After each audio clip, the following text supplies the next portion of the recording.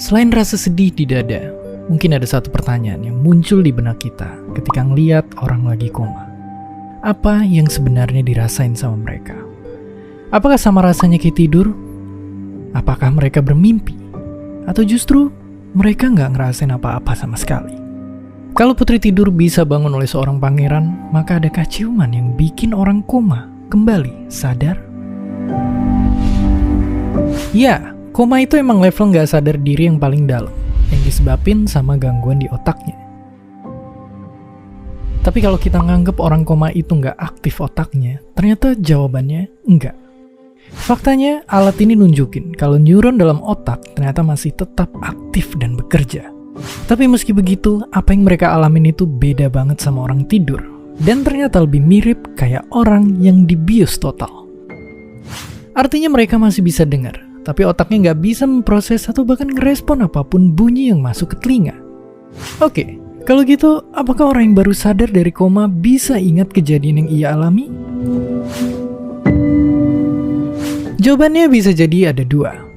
Ya, ada orang koma yang ngerasain kehadiran orang-orang terdekat, tapi ada juga yang nggak ingat sama sekali. Semuanya tergantung seberapa parah kondisinya. Ini karena ada dua jaringan utama pengatur kesadaran di otak yang terganggu waktu koma. Bagian batang otak yang tugasnya ngatur respon dasar tubuh emang tetap berfungsi, tapi dengan sangat-sangat kecil. Inilah yang jadi alasan kenapa pas kita nyubit atau mukul orang koma, ia nggak bakal bangun, dan cuma ninggalin luka di bagian itu aja. Ngomongin soal penyembuhan, nyatanya ada banyak cara buat bikin orang koma kembali sadar. Tapi itu semua tergantung banget sama seberapa parah kerusakan otak yang dialamin.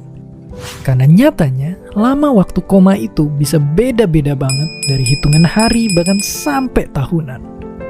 Walaupun kelihatannya mustahil, ternyata ada pembalap hebat ini yang kecelakaan waktu main ski dan bikin ia koma selama 6 bulan. Atau kasus super langka waktu perempuan ini akhirnya terbangun setelah puluhan tahun gak sadarin diri. Kalau disimpulin, walaupun orang koma intinya bisa nerima sinyal suara atau sentuhan, orang koma itu tetap nggak bisa memproses respon itu. Tapi, meski peluangnya kecil, sinyal-sinyal dukungan lewat bunyi, suara, atau sentuhan bisa saja sampai di otak mereka dan munculin lagi peluang untuk bangun dari kehampaan yang panjang. Dan seperti biasa, terima kasih.